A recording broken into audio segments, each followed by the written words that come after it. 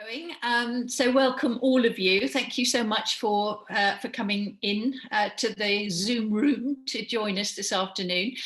We've got a real treat in store for you today in the form of Nayna McIntosh, who heads up a wonderful fashion brand called Hope. I first came across Nayna in 2015 when I noticed some articles about her in the press and read, and I was really impressed with what she was setting out to do.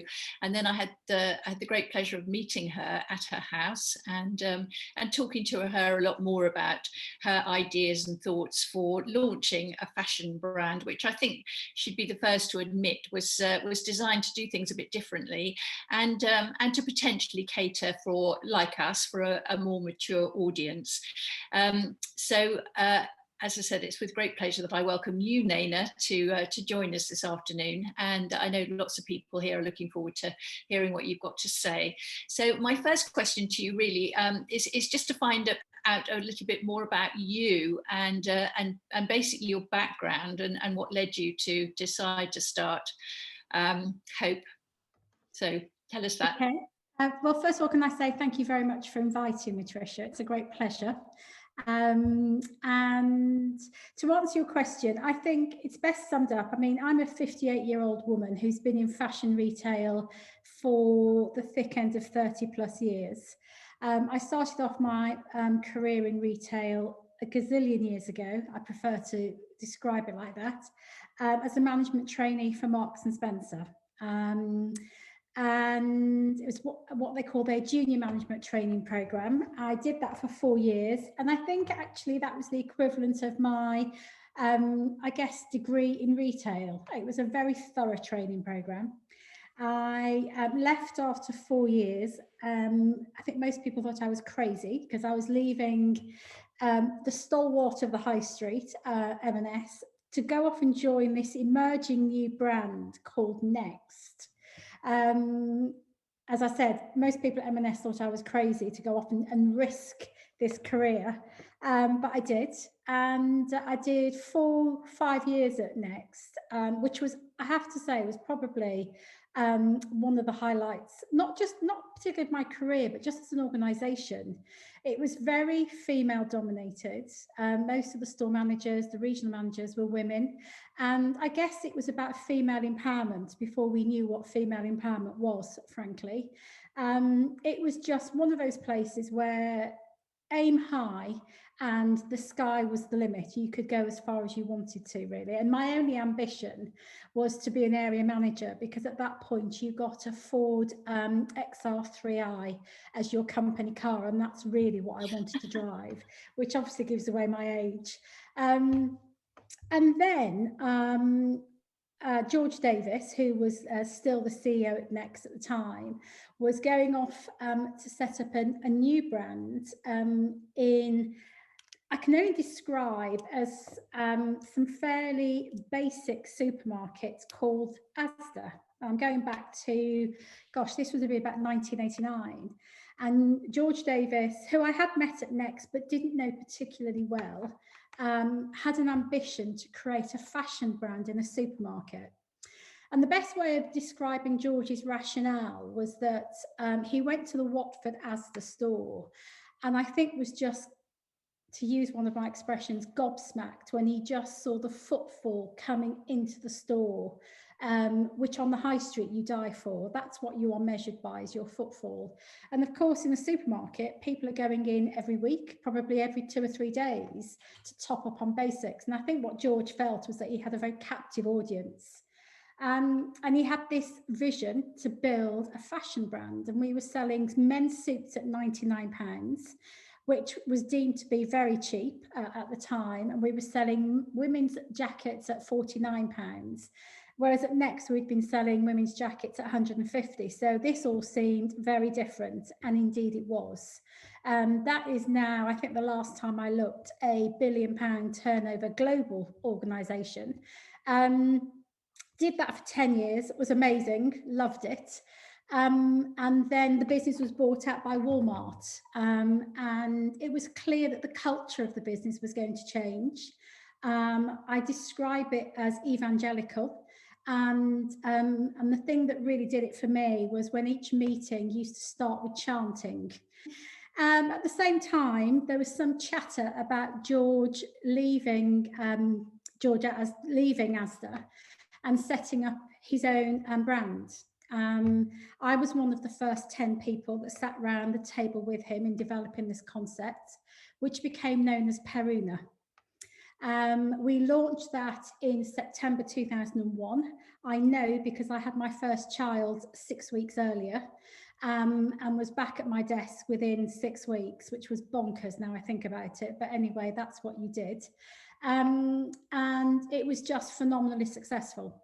We had an ambition to launch 100 stores in the first season, season, and we had to stop it at 50 because we couldn't keep up with demand. It was just unbelievably successful. I often tell this story. The first morning was in Marble Arch, and I was there leading it. And Neil, the store manager, came to see me, and we'd agreed the store opened at 10. Would I be ready for 10? And I said yes. He came to see me at 9:15. He said, "Are you ready?" And I said, "Well, I could be. Why?"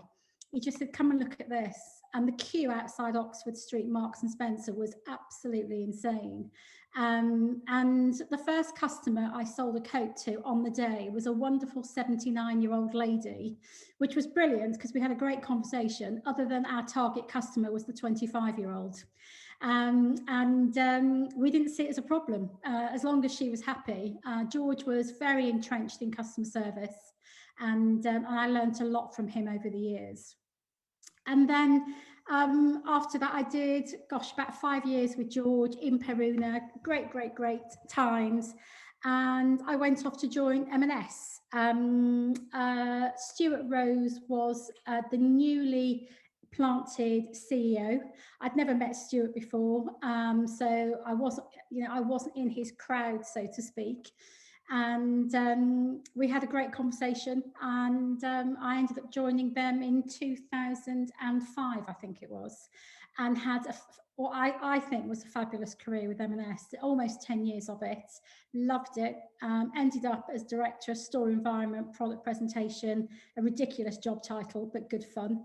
And then I got to 50, and my goodness, for me personally, things changed massively. Trisha, is this okay? Do you want me to keep going?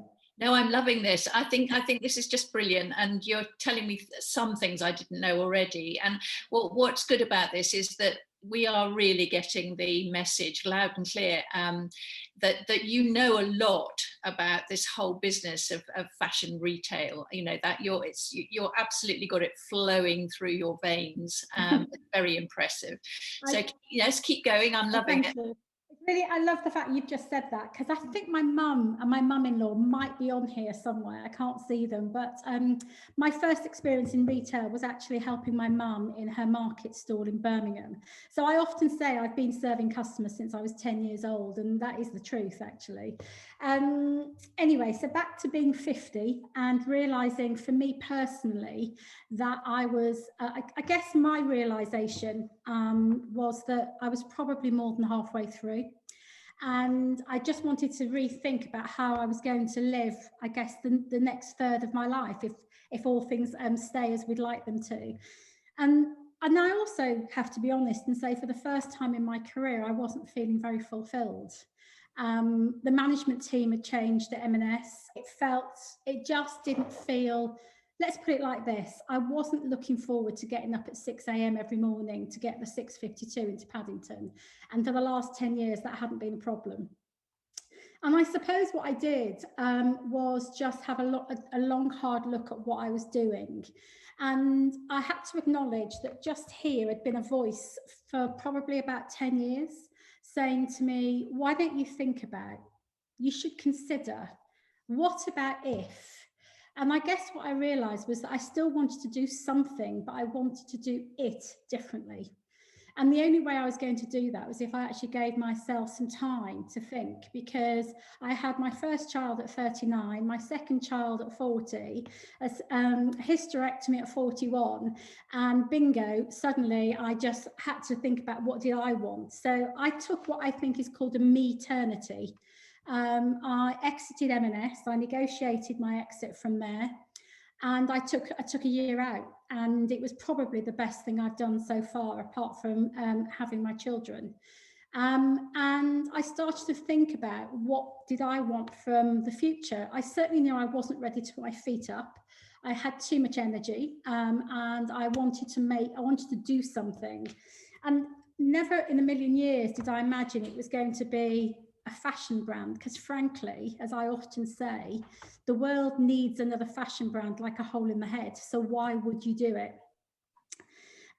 But getting to this age, and it's something Trish and I have talked about lots of times, what you realise is the older you get, the more recessive you seem to get in a room.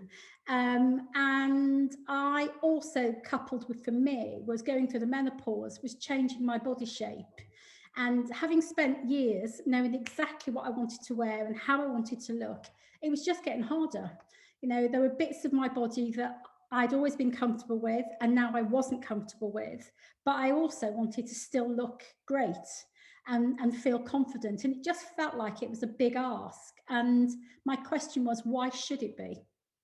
And I sat through enough customer insight sessions around the M&S board table, trust me, to know that I wasn't alone in feeling like that.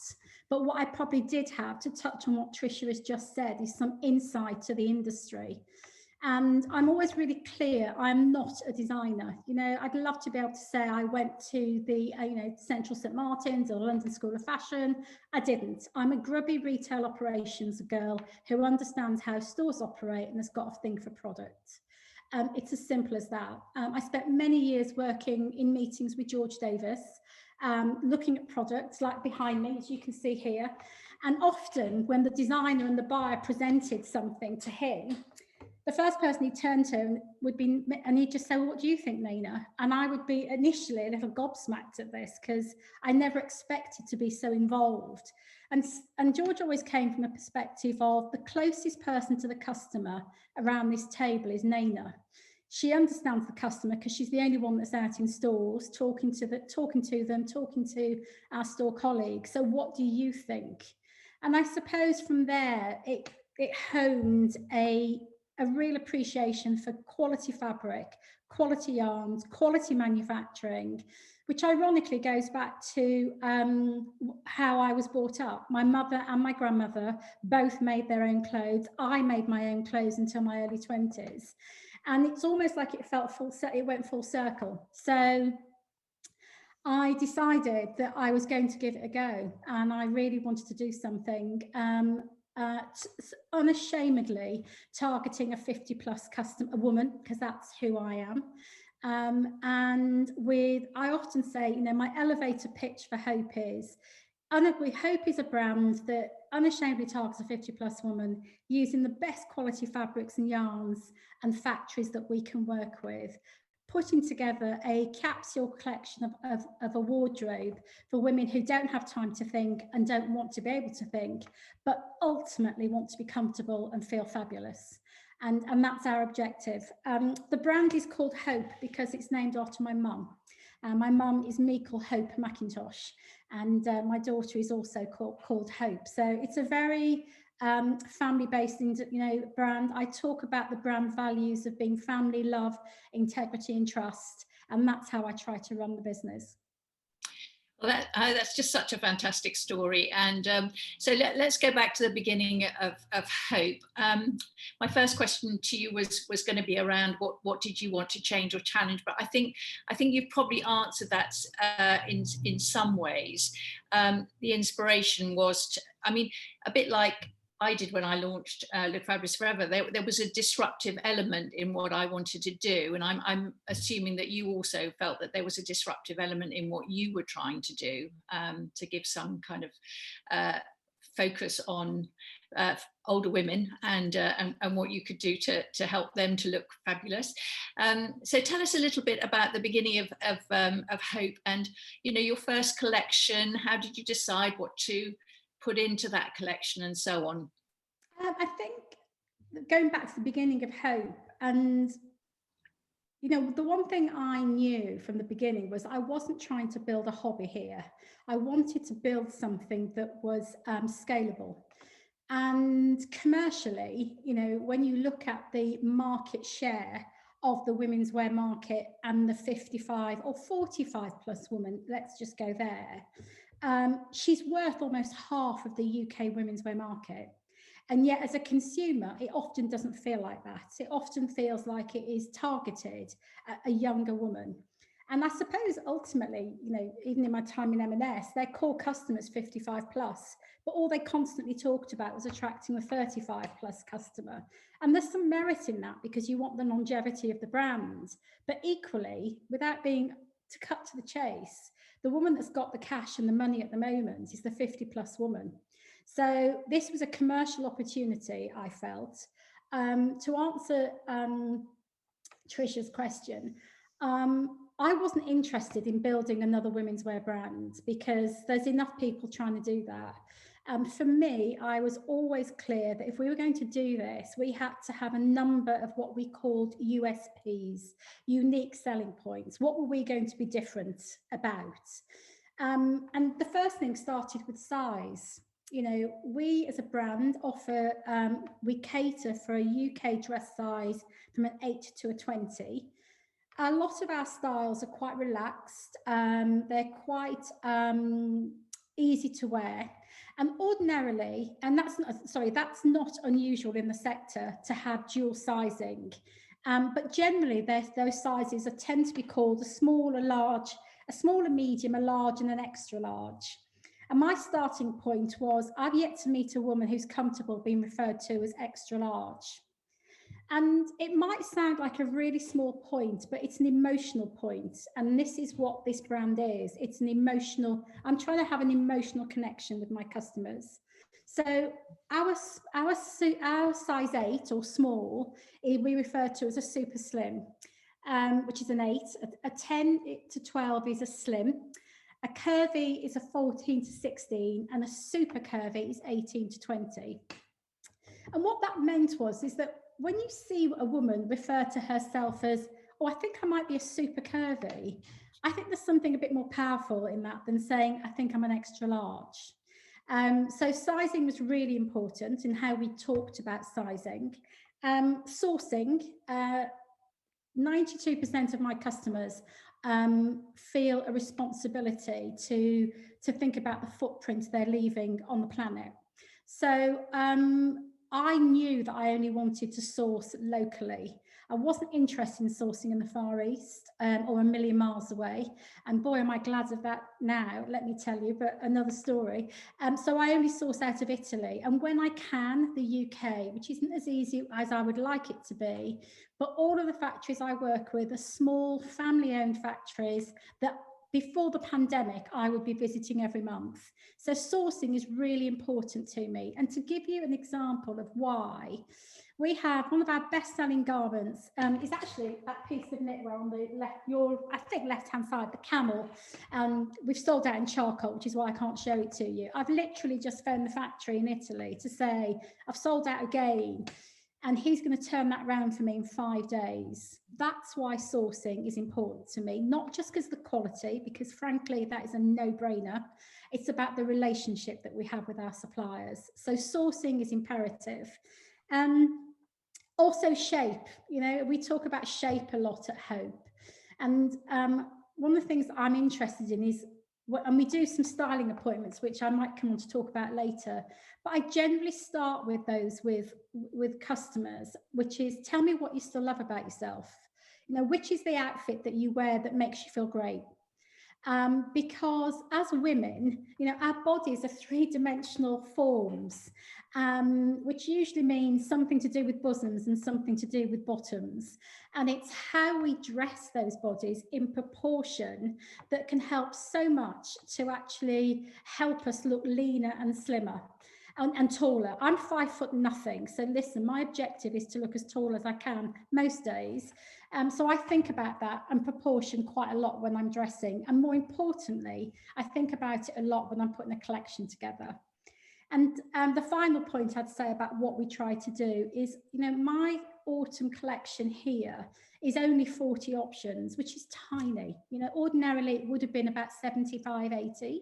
But because of the pandemic and putting it into work at the last minute, it's 40 options, but I can, out of those 40 options, I can show you 110 outfits, because that's how it's styled. To earn its place in the collection, every garment has got to work with at least 3 outfits, otherwise it can't come in. And it's by being that disciplined that we can put as tight a collection together as we have. But more importantly, when I'm talking to my customers, is actually then showing them how they can wardrobe build. I'm really not interested in somebody buying one piece from me. What I really want them to do is to buy into my ethos. And when I talk to my customers, what I love, nothing fills me with more pride than when they say they've bought pieces from this season and they're working brilliantly with the one from the season before that, and the one from 5 years ago. Because that's about what I know, my customers are buying less, but buying better. And Hope is about buying better. We were never out to give Primark a run for their money, but we definitely wanted to buy into quality. Let me ask you about design, because you said quite loudly and clearly earlier on that that wasn't your thing. You're not a designer. You're a person who knows a lot about retailing, fashion to people. So do you work with a designer or a few designers? How does that work from the point of view of putting together your say your autumn winter collection this year? It's ironically, Tricia, it's a great question. Thank you. I've done it different ways. This is the collection that, if you like, has had the least design intervention into it from an external point of view. We started off, we worked with an amazing woman, Karen, who, if you like, sets the journey off by giving me an indication of the key trends and the key colours and the key shapes. And that's what we call our mood boards, which are next door, actually. Because colour is critical. It's how you build it up and how you layer it and how you create your outfit. So that's my starting point. But from there, honestly, we have to work with our suppliers.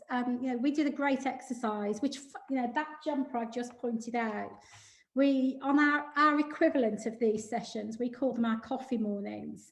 We asked a number of our customers what key pieces from their Hope wardrobe gone by would they like to see us repeat. And one of those was the drape knitwear, which we've done. And it is our out and out bestseller this season. So whilst you have the design input about what the future looks like from a designer, you also have your sales history, but just as importantly, I believe anyway, you talk to your customers and see what it is, what they like, what they've missed.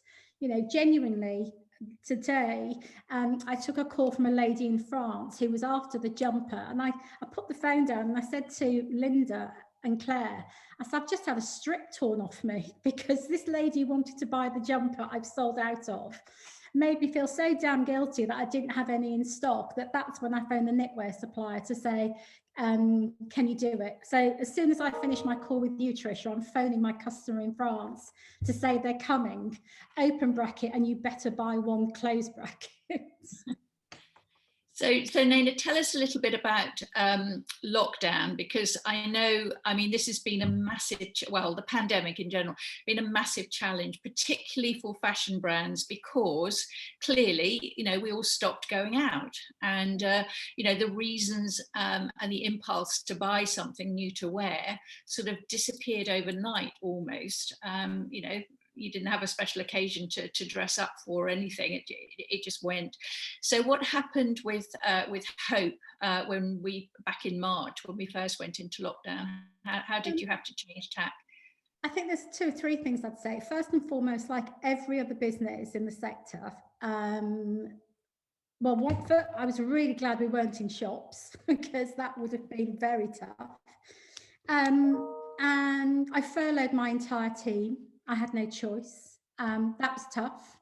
My 79-year-old mum, who had started to live with us at the beginning of lockdown, came in with me into the warehouse. So it felt like the whole thing had gone full circle. I helped her when I was 10. She helps me when she's 79. If I needed to, I pulled my teenage son and daughter in. And basically, with a little bit of help remotely from a couple of members of the team, that's how we kept the business going. So it was challenging. the next thing we talked about was that the only way we could survive is if we stayed connected to our customers in a way that we'd never done before. Every brand will tell you they're connected with their customers, they know their customers, and I would have been the same. But I can honestly say I have never been as close to my customers as I am today. It's me that answers the phone. It's me that's picking and packing in the warehouse. As it happens, that's what I've done today. On another day, now Linda is back in the business part-time, she'll be doing it. But what I'm trying to say is I have learned so much in the last 7 months about my own business. And it's made me rethink how we want to take this brand forward. It has been challenging. My suppliers have been amazing. My investors have been supportive, and my team fabulous, and my customers, I have to say, have been incredibly loyal, and I'm just privileged that they stayed with me. Good. That's good to hear. I mean, I think we've all found our own ways for, for how to get through what has been an unbelievably challenging time. Tell us just a bit about, you've mentioned it already. So you do coffee mornings, don't you? And you also do these style appointments. Yeah. Tell us a little bit about, first of all, start with the style appointments. How do they work? So if I wanted a style appointment with you, what would I do? The styling appointments, ironically, the USP I didn't mention, rather stupidly, was selling. And my dream when we started Hope was, could anybody, lots of us will have heard of Stella and Dot, but think of Avon back in the 70s and how our mum sold Avon. Some mums still are, I guess, but my initial dream was to do for Hope to be social selling. And the reason for that was that because getting good customer service on the high street, in my experience, is nigh on impossible at the moment. I'm talking pre-pandemic. And I think often where you get the best customer service is in what I call privately owned, locally owned boutiques on the high street.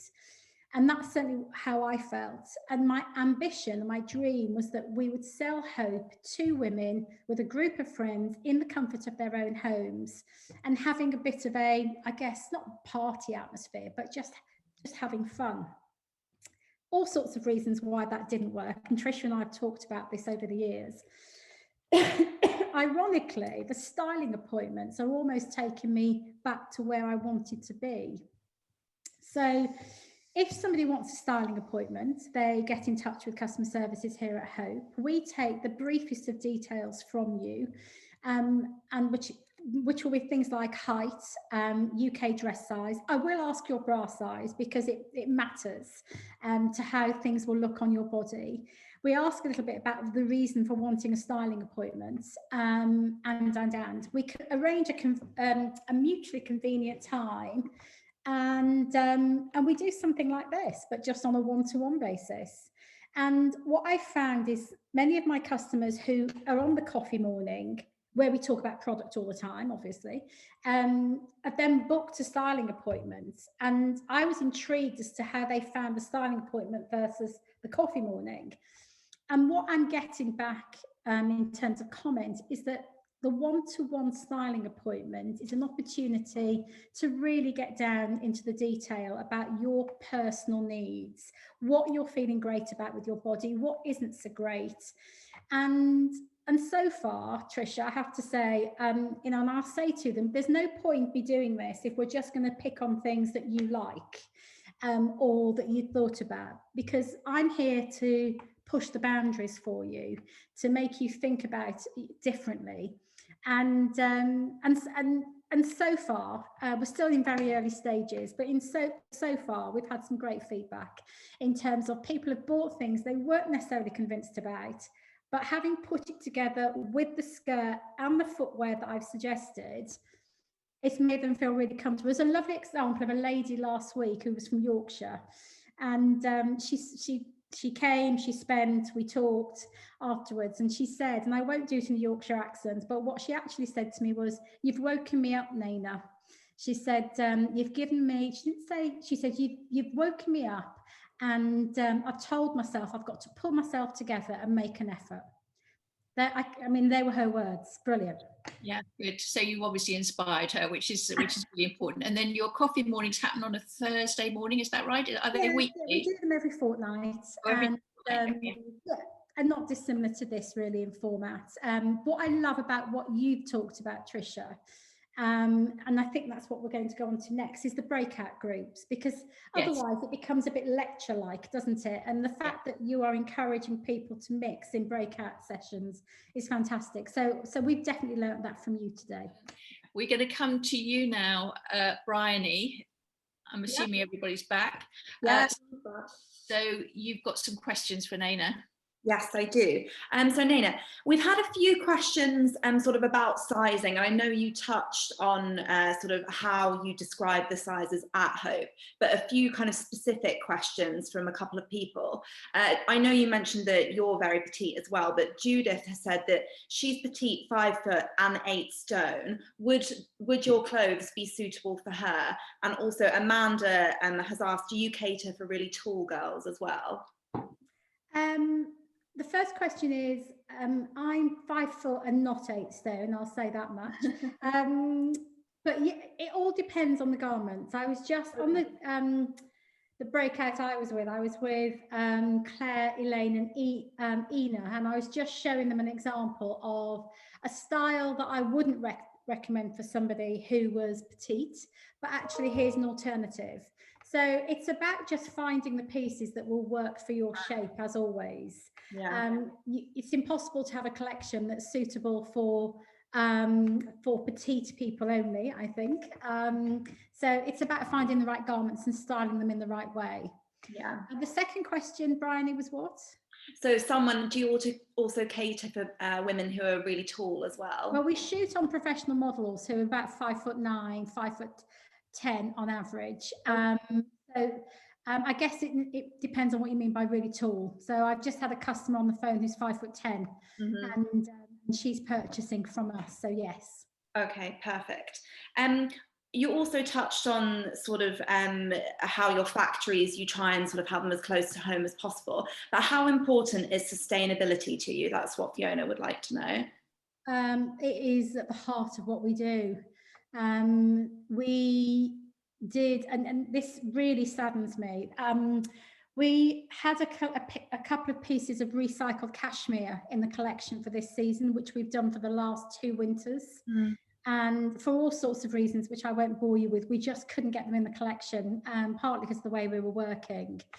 But when you see what this particular factory is doing in Prato in Italy, and from a sustainability point of view, in fact, I'm going to do something. Stay there, Brian. We have just had a few people saying it was a shame that people didn't get to see some of the clothes. So maybe you could show us some of the clothes in a moment as well. This was in the Sunday Times about a month ago. That is the factory that we buy our recycled cashmere. That's amazing. So passionate, and actually, from the most important point about sustainability for me is about quality. You know, this idea of disposable clothing has really got to go. Yeah, I have an 18-year-old daughter, nearly 18, and I just won't buy her some of the things that she looks online and wants to buy, because I'll just say, darling, it'll fall apart. No way. So no, buy fewer and buy better. Okay, yeah, that's a very good motto. Anne wants to know, how would you describe the Hope customer? Well, the Hope customer, having just done a survey recently, exactly who she is. Her average age is 60. 58% of my customers are still working. And what I love about that is that she's more than likely, she's got financial independence. She absolutely, 92% of them are shopping differently and are thinking about their carbon footprints. And what was the other one that we absolutely thought? And the big one was they are definitely buying fewer, and as they get older, are looking to buy better. Okay. Sue wants to know, how would you help someone who is stuck in a rut with the same sort of clothes? They've been wearing the same clothes, the same style. And I guess that kind of ties into the styling appointments as well. I'm sure that would be a great way. And quite a few people asking how much the styling appointments are. We don't charge for the styling appointments. Okay. So they're free. And that is the best way, I would say personally. My first styling appointment, which was in July, was a lovely lady called Lisa, who had never shopped with us before and was a physiotherapist. She described the fact she wears a uniform for work. She's in trousers and a top. She gets home mid-lockdown and pulls on a pair of jog pants and a t-shirt. And she just said, I'd like to believe that when I get out there again and start dating, as she put it, I want to think about how I'm going to dress. And that's what we based the styling session on. So as well as asking some questions about your size and height, etc., I just want to know a bit about your life. You know, how are you spending your time? Because that then starts to build a picture in my mind of what your wardrobe, what your dressing needs are. And that's how we'll take it from there. Perfect. Thank you so much. We had a few sort of more questions that did come through, but I think it would be best if I send you the list of questions after, and then we can publish the answers on Scoop Yeah, Truth. absolutely. Very happy to do that, Bryony. Perfect. Thank you so much. Thanks. Thank you for that, Bryony. And I just need to wrap this up now by thanking you, Naina. That's been really, really interesting. Wonderful to talk to you, and you know, lovely to hear all about your past, your background, your experience, and also what's been happening with Hope. And it's also lovely that so many people came in. So we got up to you know, well over 140 odd, nearly 150 at one stage. So hopefully you'll have some inquiries for personal styling, which I'm sure will be very popular. And also perhaps some of you, if you've got a free Thursday morning every other week, you might want to go in and meet a few new people. Yeah. Some of you may already be doing that, so you know, it's a nice way for you to have something to look forward to when you get up in the morning. And talking about having something to look forward to when you get up in the morning, don't forget on Friday we've got Film Club. I hope you've all been watching The County and hopefully enjoying it. So come back on Friday at 4 o'clock for Film Club, and I shall look forward to seeing all of you then. But I just need to finish by thanking Naina once again on your behalf, and good luck, Naina. You know, this pandemic will end. It's been really lovely and lovely to meet your customers. Good. Take care, everybody. Thank you so much, Naina. Bye bye. Thank you. Bye, everybody.